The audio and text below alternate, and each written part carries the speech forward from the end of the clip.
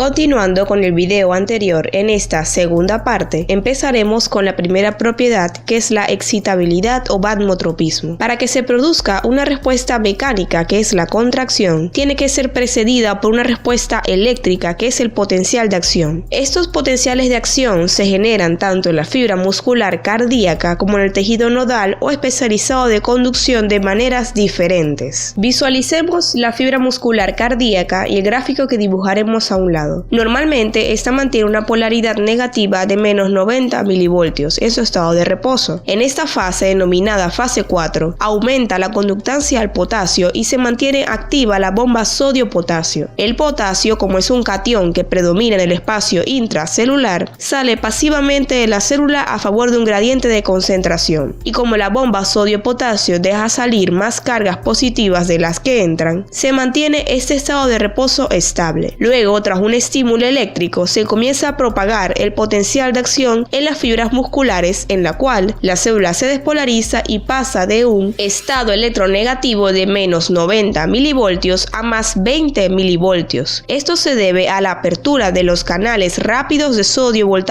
dependiente que permiten la entrada masiva de este catión a la célula, lo cual se produce durante la fase 0. Posteriormente se produce una repolarización inicial por el cierre de los canales rápidos de sodio y la apertura de canales de potasio, lo cual ocurre durante la fase 1. La fibra muscular cardíaca también tiene la particularidad que durante su potencial de acción se produce una fase de meseta o fase 2. Pero, ¿por qué se produce esta fase de meseta de despolarización? Esto se debe a la apertura de canales de calcio tipo L o canales lentos que dejan pasar el calcio y el sodio masivamente a la célula por un periodo de tiempo mayor durante 0.2 a 0.3 segundos. Este calcio extracelular es el responsable de iniciar la contracción de la fibra muscular cardíaca y permite que la contracción se produzca durante este mayor periodo de tiempo. Inmediatamente, cuando los canales lentos de calcio se cierran, se interrumpe la entrada de calcio y sodio a la célula y se abren los canales de potasio, haciendo que el potasio salga rápidamente de la célula para iniciar la fase de repolarización o fase 3, en la cual el potencial de membrana vuelve a su estado de reposo de menos 90 milivoltios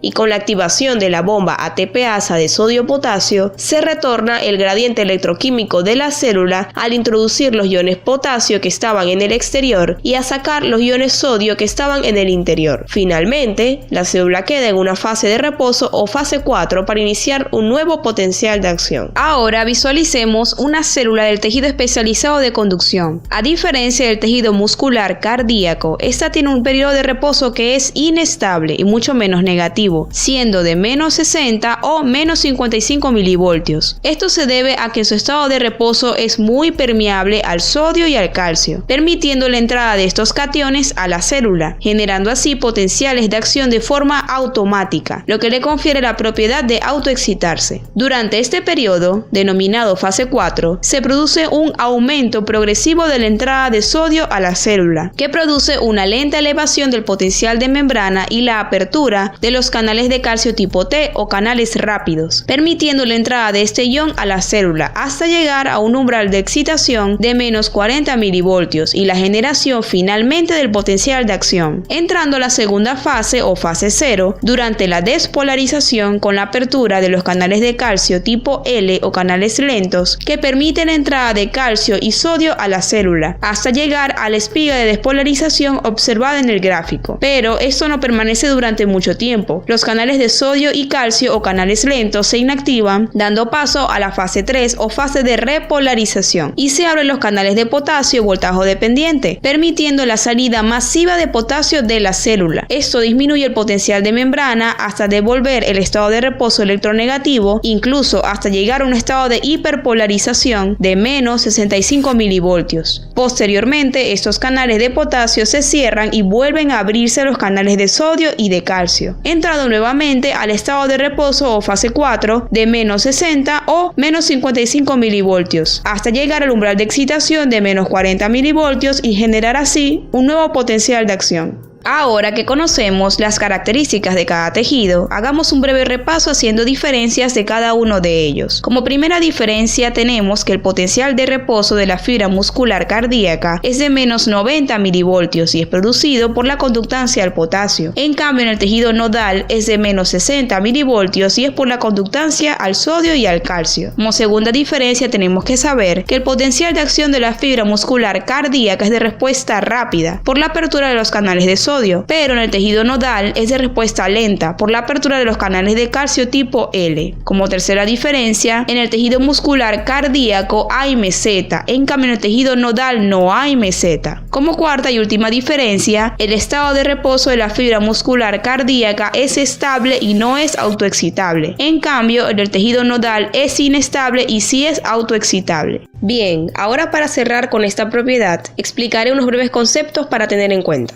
¿Qué es el periodo refractario y qué es el periodo supernormal? El periodo refractario es en el cual un impulso cardíaco no puede volver a excitar una zona ya despolarizada del músculo cardíaco. Este dura 0.30 segundos en los ventrículos y 0.15 segundos en las aurículas. Por lo tanto, los potenciales de acción no se pueden sumar y, a diferencia del músculo esquelético, el músculo cardíaco no se puede tetanizar. El periodo supernormal, en cambio, es en el cual la fibra muscular cardíaca se encuentra hiperpolarizada. Por lo tanto, el potencial de membrana es más negativo de lo normal y necesita un impulso mucho mayor para excitarla. Bueno muchachos, esto es todo por hoy con esta propiedad. Cerrando esta segunda parte, no se pierdan la tercera parte, que es automatismo y cronotropismo. Éxitos en su aprendizaje.